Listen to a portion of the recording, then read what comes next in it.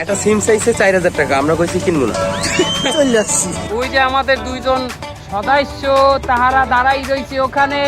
ভাই পিছনে কইলো কামড় আইবে, কামড় চেনেন? প্রচন্ড সুন্দর, এ তো মালদ্বীপ না বাংলাদেশ।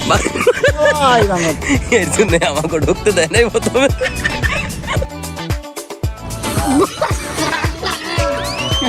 এই মালদ্বীপের আর এক নাম হয়েছে চলেছে কুমিল্লা।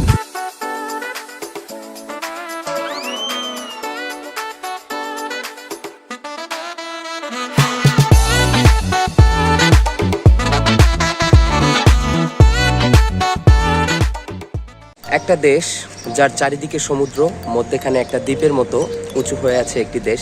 হ্যাঁ, সেই দেশটাতেই আজকে আমরা আপনাদেরকে নিয়ে যাব, সেটা হচ্ছে মালদ্বীপ। হ্যাঁ, সাথে থাকুন। এবং আমি নিজেও আছি, আমার সাথে আমাদের বড় ভাই আছে। ভাই আমাদের সাথে।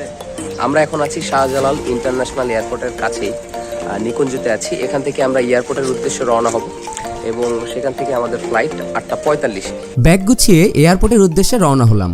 আমরা চেষ্টা করব আমাদের এই মালদ্বীপের মজার ভ্রমণটি আপনাদের সাথে শেয়ার করতে। যেহেতু সম্পূর্ণ ব্লগটি নানা ধরনের তথ্য, জ্ঞান এবং ইসলামের ঐতিহাসিক নানা নিদর্শন দ্বারা ভরপুর থাকবে, তাই আমরা সিদ্ধান্ত নিয়েছি আমাদের কাছের একজন ভাই মকবুল আহমেদের চ্যানেলে ব্লগটি প্রচার করতে। এয়ারপোর্টে এসে কাগজপত্রগুলো গুছিয়ে আমরা যার যার হাতে নিয়ে নিলাম। এরপর আমরা যার যার বোর্ডিং পাস সংগ্রহ করলাম। ইমিগ্রেশন পার করে বাসে চড়ে প্লেনের উদ্দেশ্যে রওনা হলাম।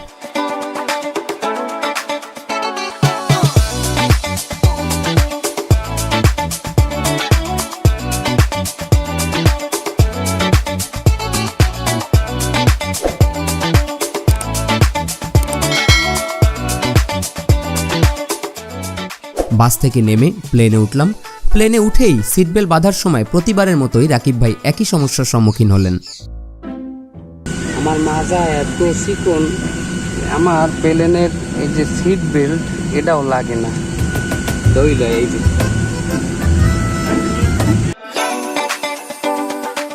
প্লেন টেক অফ করার কিছুক্ষণ পরেই কেবিন ক্রুয়েরা সকল যাত্রীদের জন্য খাবার পরিবেশন করলেন। খাবারের মধ্যে ছিল ভাত, ডাল, গরুর মাংস, সাথে থাকছে কোল্ড ড্রিঙ্কস, একটি পানি। খাবারের শেষে রয়েছে মিষ্টান্ন।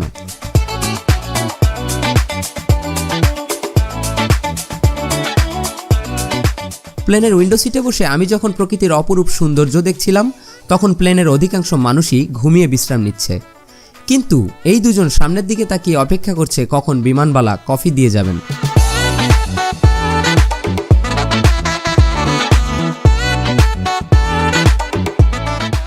প্রায় 4 ঘন্টা 36,000 ফুট উপর থেকে উড়ে আমাদের প্লেন মালদ্বীপের সীমানায় প্রবেশ করলো। আমরা উপর থেকে 1200 দ্বীপের দেশ মালদ্বীপের অনেকগুলো দ্বীপই দেখতে পাচ্ছিলাম।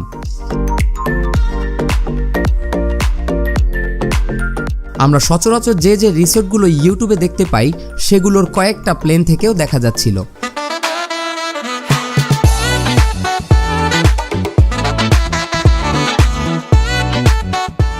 এরপর আমরা মালদ্বীপের 2টি শহর মালে এবং হুলহুমালের কাছাকাছি চলে আসি। এই 2টি শহরের যোগসূত্র হিসেবে দাঁড়িয়ে আছে একটি সেতু। মালদ্বীপ ইমিগ্রেশনে গিয়ে আমরা বিপদের সম্মুখীন হই। প্রচুর পরিমাণের বাংলাদেশি মালদ্বীপে ঘুরতে এসে বাংলাদেশে আর ফেরত যায় না। অবৈধভাবে মালদ্বীপে থেকে যাওয়ার কারণে খুব সহজে এখন আর বাঙালিদের মালদ্বীপে ঢুকতে দেয় না। ইমিগ্রেশনে আমরা আমাদের পরিচয় দেওয়ার পরে মালদ্বীপ ইমিগ্রেশন আমাদের একটি আলাদা অফিসে নিয়ে যায় এবং সেখানে আমাদের YouTube channel, Facebook page, personal ID এবং গুগলে বৃত্তান্ত সার্চ করে আমাদের যাচাই বাছাই করে আমাদেরকে মালদ্বীপে সসম্মানে প্রবেশ করতে দেয়। এয়ারপোর্ট থেকে বের হয়ে আমরা একটু খোঁজাখুঁজি করে একটা ট্যাক্সি নেই। প্রত্যেকটা দেশের এয়ারপোর্টে এমন কিছু ট্যাক্সি থাকে যারা ফরেনারদের কাছ থেকে অতিরিক্ত টাকা নেওয়ার চেষ্টা করে। এখানেও তেমনটা আছে। যেমন আমরা এখানে যে কটা ট্যাক্সিকে জিজ্ঞেস করেছিলাম কত আমাদের হোটেলের ভাড়া কত, তো এরা সবাই কত $7 থেকে $8 মতো চেয়েছিল, কিন্তু কেউ কেউ চেয়েছিল $20, কেউ কেউ $15। তো লাস্ট শেষ ফিনিশিং আমরা একজনকে পেলাম যিনি $6 চেয়েছে আমাদের কাছে। আমরা তার ট্যাক্সিতে উঠেছি, এখন হোটেলের দিকে যাব। এয়ারপোর্টের ডান দিকে মালে এবং বাম দিকে হুলুমালের শহর। বাম দিক থেকে কিছু দূর যাওয়ার পরেই হোটেলে পৌঁছে যাই। যে হোটেল, এটা $65, বাংলাদেশি টাকায় যার মূল্য 7,000 টাকা। এখন ভাই টাকাটা কি দিয়ে আসবো? ভাই কেউ ঠক খাইয়েন না, কেউ ঠক খাইয়েন না। ঠক খায় না। এবং এটা কারা করে আসলে? মালদ্বীপের লোকজনরা করে? এগুলো আসলে মালদ্বীপের লোকজন করে না, আমরা আমাদের মতো। আমাদের আসলে লজ্জা লাগতেছে কইতে, তারপরেও আমরাই করি। বাংলাদেশি যারা আছে তারা এই কাজগুলো করে, বুঝছেন? যেমন এই যে এই খাবার খাইছি, এই একটা পরোটা, একটাই গ্রিলের আর অর্ডার, একটা গ্রিল আমাদের বাংলা টাকার 750 টাকা পড়ছে, অথচ এর অরিজিনাল প্রাইস আছে 300 টাকা। হোটেল থেকে নেমে আমরা হোটেলের পাশেই একটা বিচে আসলাম, সি বিচ। এখানে খুব সুন্দর জায়গা। আর মজার ব্যাপার, এখান থেকে যতটুকু কম গভীরত্ব সেখানে পানিটা ব্লু না গ্রিন না। আর তারপরে যেখান থেকে গভীরত্ব শুরু, ওখান থেকে আস্তে আস্তে আস্তে আস্তে পানি কালো। সমুদ্রের সৌন্দর্য উপভোগের পরে আমরা রওনা হই একটি সিম কার্ড কেনার জন্য। আমরা যেহেতু এয়ারপোর্ট থেকে সিম কার্ড নিয়েছিলাম না, তাই এখানে এসেছি সিম কার্ড নেওয়ার জন্য। আমি আর ভাই বসে আছি, আমরা গুনছি যে এখানে বাংলাদেশি কত শতাংশ আছে, এবং আমরা এখন বাংলায় কথা বলি সবাই। যেখানে ডিল মারি সব বাঙালি। মানে চেহারা তো ওদের আমাদের প্রায় একই না, এক। এখন যারা বাংলা কথা কই দেই সেই বাংলায় উত্তর দেয়, মানে সব ম্যাক্সিমাম বাঙালি। 4 লাখের মধ্যে ভাই আমার মনে হয় কি 1.5-2 লাখ বাঙালি। এর জন্য আমাকে ঢুকতে দেয়নি। একটা সিম চাইছে 4,000 টাকা, আমরা কইছি কিনবো না। চলে যাচ্ছি ওখান থেকে বের হয়ে। আরে এয়ারপোর্টে এই 4,000 টাকার সিমটা অবশ্য এয়ারপোর্টে কেনা যায়, তো ওখানে চাইছিল 6,500। মাশাআল্লাহ, আমরা বলছি কিনবো না। এখানেও কিনবো না। আমরা হোটেলের ফ্রি ওয়াইফাই দিয়ে কাজ চালাই। আমরা ডিসকাউন্টের আশায় এখানে গেছিলাম, কি ও মা, এদের দামও খুব একটা এইটা কম না। আমরা প্রথম ট্রাভেলার, আমরা সিম ছাড়া চলবো কি ভাই? সিম ছাড়া। সিম লাগবে না। সিম। আর তাছাড়া এখানে 4 লাখের মধ্যে 1.5-2 লাখ বাঙালি, যার সাথে কমু ভাই একটা ফোন দেওয়া যাবে। অবশ্যই দিয়ে দেবে। পরে 5 টাকা দিয়ে লাগে কল করবো। পা ধরে কান্দে পারবো, দেবে না কেন? ঝুললে পারবো ভাই, দেন একটু দেন ভাই। এরপর আমরা সেন্ট্রাল পার্কে যাই, যেখানে সৌন্দর্য আমাদের খুবই মুগ্ধ করে। মালদ্বীপের সব থেকে বড় 2টা জায়গা হলো, একটা হলো মালে যেটা রাজধানী, আর আরেকটা হলো পাশেই একটা ব্রিজের ওপারে হুলহু মালে। অর্থাৎ মালে আর হুলহু মালের মাঝখানে একটা সেতু আছে, ওইটা হলো একটার সাথে একটাকে সংযুক্ত করছে। আর বাংলাদেশি এখানে 50 জনের ভিতরে 62 জন বাংলাদেশি। এর জন্য আমাকে ঢুকতে দেয় নাই প্রথমে। দাদা, হুলহু মালে কেমন লাগলো আপনার কাছে দাদা? প্রচন্ড সুন্দর, এ তো মালদ্বীপ না বাংলাদেশ। ওই বাংলাদেশ। এর জন্য আমাকে ঢুকতে দেয় নাই। তো আমরা এখান থেকে কোথায় যাব? মালে কোথায়? মালে মালে মালে দুপুরের পরে আমরা হুলহুমাল থেকে ট্যাক্সি করে মালের উদ্দেশ্যে রওনা হলাম। হুলহুমালের থেকে মালের ট্যাক্সি ভাড়া মালদ্বীপিয়ান 85 রুপিয়া, যা বাংলাদেশি টাকায় 550 টাকার মতো। এই ভাড়া সরকার কর্তৃক নির্ধারিত।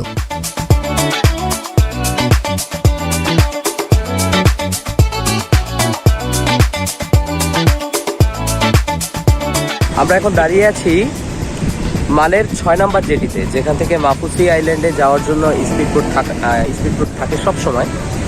এখান থেকে আসলে আমরা মাপুসি আইল্যান্ডে যাব, তবে আজকে যাব না, আজকে বিকেলে এমনি ঘুরতে আসছি এখানে। প্রায় 10 স্কয়ার কিলোমিটার আয়তনের এই ছোট্ট শহরটিতে 2,50,000 মানুষের মতো বসবাস করে। এখানে প্রচুর সংখ্যক বাংলাদেশি রয়েছে, যার অধিকাংশই কুমিল্লা এবং চাঁদপুর জেলার বাসিন্দা। এখন আমরা দাঁড়িয়ে আছি কবুতর পার্কের সামনে। এখান থেকে মালদ্বীপের বিভিন্ন আইল্যান্ডে যাওয়ার জন্য স্পিড বোট পাওয়া যায়। ট্যুরিস্টদের জন্য স্পিড বোটের সর্বনিম্ন ভাড়া $25।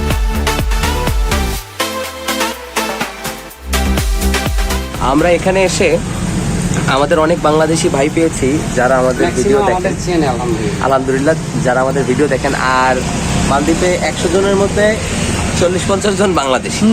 তো এখানে জুস খেতে আসলাম। ওইটাই আমাদের লাস্ট। গতকালকের আগের দিন, কালকে রাতে বেশি মনে হয়। আচ্ছা। আপনি মালদ্বীপ কতদিন ধরে আছেন? আজকে 5 বছর মালদ্বীপ। তার নাম মোহাম্মদ সাইফুল্লাহ। তার দোকানটি মালদ্বীপের সংসদ ভবনের পাশেই অবস্থিত। আপনারা যারা মালে শহরে ঘুরতে আসবেন তারা অবশ্যই একবার হলেও তার দোকানের তাজা ফলের জুস ট্রাই করবেন, অসাধারণ খেতে। সুপ্রিয় দর্শক, এইগুলো সব কবর। এই কবরগুলো এইটা নিয়ে অনেক বড় ইতিহাস আছে, অর্থাৎ এই মালদ্বীপে যারা প্রথম ইসলাম গ্রহণ করছে তাদের কবর এগুলো। আর ওই যে 3টা বড় বড় কবর দেখতেছেন, ওইটা হলো মালদ্বীপে যারা রাজা ছিল ওই সময় এবং ইসলামিক মুসলমান, তাদের একটার পর একটা তাদের কবর। আর এটা হলো মালদ্বীপে যে প্রথম ইসলাম নিয়ে আসছে, প্রথম যে দাওয়াত নিয়ে আসছে তার কবর এটা। এবং এই মসজিদটা, এবং ওইখান থেকে আমরা ওইখানে যে গম্বুজটা দেখতেছি, ওইখান থেকে প্রথম আজান দেওয়া হইতো ওই মিনারের উপর থেকে। এবং প্রথম যে ইসলাম এখানে প্রচার করছে, ইসলামকে প্রসারিত করছে, সে এই মসজিদ নির্মাণ করছে এবং পাথর দিয়ে খোদাই করা। এই মসজিদটা পাথর দিয়ে খোদাই করা। সুবহানাল্লাহ, আলহামদুলিল্লাহ, অনেক প্রাচীন। এটা কত বছর বললো? 350 বছর। 350 বছর পুরনো।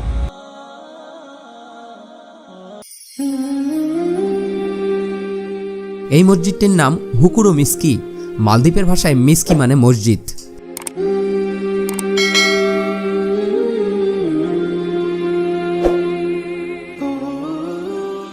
মসজিদটি 1658 সালে নির্মাণ করা হয়। মরক্কোর ইসলাম প্রচারক হাফিজ আবুল বারাকাত ইউসুফ আল বারবারি সমাহিত আছেন এই মসজিদের পাশেই। উনি 1153 সালে মালদ্বীপে আসেন। ইবনে বতুতার ভ্রমণ গ্রন্থে এই ইসলাম প্রচারকের নাম পাওয়া যায়। যারাই মালদ্বীপ ভ্রমণ করতে আসেন তারা একবার হলেও এই মসজিদটি দেখতে আসেন। মসজিদের ভিতরে রয়েছে অসাধারণ কারুকার্য।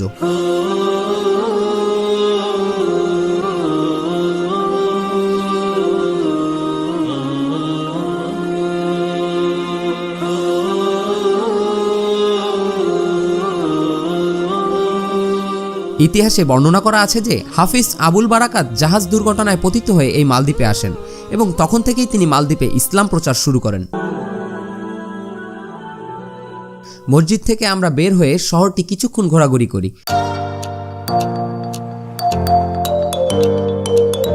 এখানকার পেট্রোল পাম্পে গিয়ে আমরা সত্যি অনেক অবাক হই। কতটা শৃঙ্খলাবদ্ধভাবে লাইনে দাঁড়িয়ে মালদ্বীপিয়ানরা একে অপরকে সাহায্য করে পেট্রোল নিচ্ছে। এবং মজার ব্যাপার, এরা যে লাইনে দাঁড়িয়ে আছে, এরা তেল কিনছে মাত্র এখানকার 8 টাকা লিটারে, যেটা বাংলাদেশের কত 7-8-56 টাকা আসে নাকি, 7-8-56 টাকা আসে। রাতে হোটেলে ফিরে গিয়ে আবারও আমরা সমুদ্রের পাড়ে যাই, যেখানে অসংখ্য মাছের খেলাধুলা দেখে আমি নিজেও সমুদ্রের পানিতে নেমে যাই। হঠাৎ করে আমার চারপাশে হাঙরের 3 থেকে 4টি বাচ্চা দেখে আমি তো প্রথমে ভয় পেয়ে গিয়েছিলাম। পরে অবশ্য এখানকার বাঙালিদের কাছ থেকে জানতে পারি এরা নার্ক শার্কের বাচ্চা। এরা কখনো মানুষের ক্ষতি করে না। হোটেল থেকে নেমে আমরা মালের উদ্দেশ্যে রওনা হলাম। আমরা ছিলাম হুলহু মালে, তো এখান থেকে আমরা মালের উদ্দেশ্যে রওনা হলাম।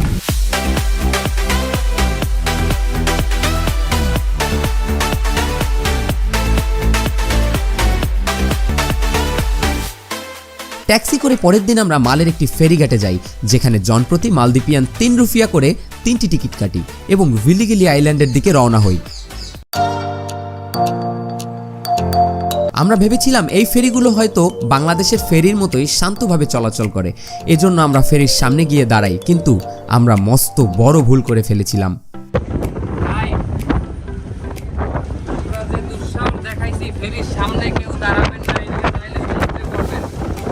সবাইকে একটা কথা বলবো, কেউ এরকম ফেরির সামনে দাঁড়াবেন না। আমরা এখন দাঁড়াইতে পারতেছি না দেখে একটু বসে পড়ছি।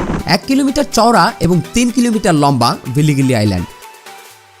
মালদ্বীপে ঘুরতে আসা অসংখ্য মানুষই এই আইল্যান্ডে ঘুরতে আসে।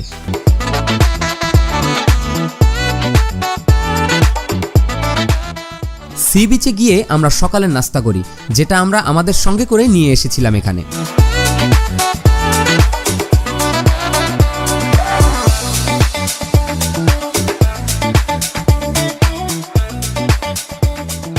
হঠাৎ করেই আমরা দেখতে পাই সমুদ্র থেকে সদ্য তোলা মাছ আমাদের সামনে থেকে নিয়ে যাওয়া হচ্ছে একটি গাড়িতে করে। এগুলো হলো টুনা ফিশ, যার দাম জিজ্ঞাসা করলে তারা আমাদেরকে বলে ছোট টুনা ফিশ মালদ্বীপিয়ান 40 রুপিয়া কেজি এবং বড় টুনা ফিশ 50 রুপিয়া।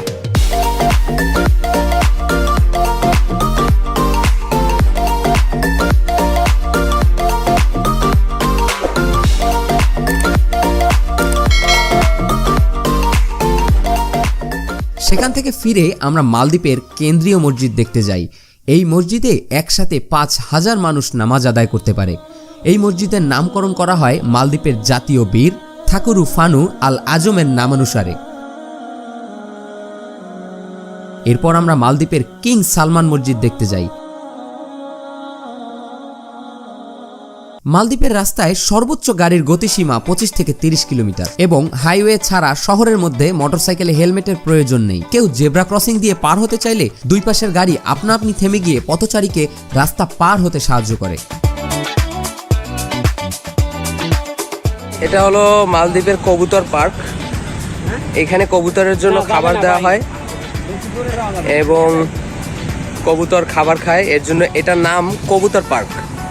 আর ওরা ঘাসটা আসলে সুন্দর করার জন্য ঘাসটা আলাদাভাবে রোপণ করছে আর পরিচর্যা পর্যবেক্ষণ করে। মালদ্বীপ প্রায় 1200 ছোট বড় দ্বীপ নিয়ে গঠিত। এর মধ্যে একটি দৃষ্টিনন্দন দ্বীপ হচ্ছে হুলহু মালে দ্বীপ। প্রায় 4 স্কয়ার কিলোমিটার দ্বীপটির অবকাঠামো নির্মাণে প্রায় 21 মিলিয়ন মার্কিন ডলার ব্যয় হয়। গাইস, আমরা সমুদ্রের ভিতরে এখনই নামবো। ওই যে আমাদের দুইজন সদস্য তাহারা দাঁড়াই রয়েছে ওখানে। ভাই পিছনে কইলো কামট আইবে, কামট চেনেন? কামট কামট মানে হাঙ্গর, হাঙ্গরে কইলো কামড়াইবে, এনে কামট আছে।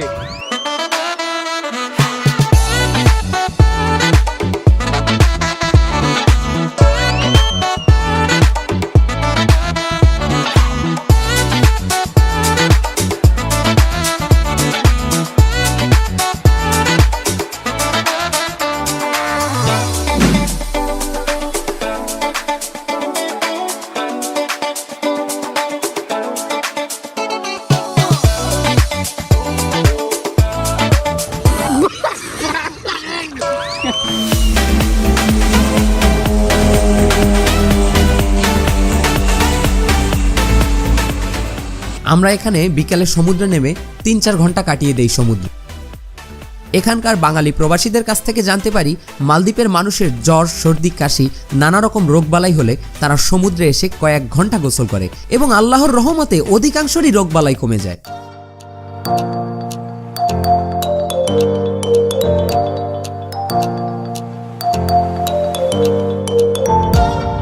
মজার একটা খাবার পাইলাম, সেটা হচ্ছে এখানে আছে কই ভাই, এই মাছ, মাছ আর কি, লেবু, লেবু আছে, আমরা আম আছে, নারকেল, হ্যাঁ আম আর খেজুর, সাথে আছে কাঁচামরিচ আছে, কাঁচামরিচ, তারপর এটা হলো মশলা, গুঁড়ো মরিচ, মেবি গোলমরিচের গুঁড়া। লবণ।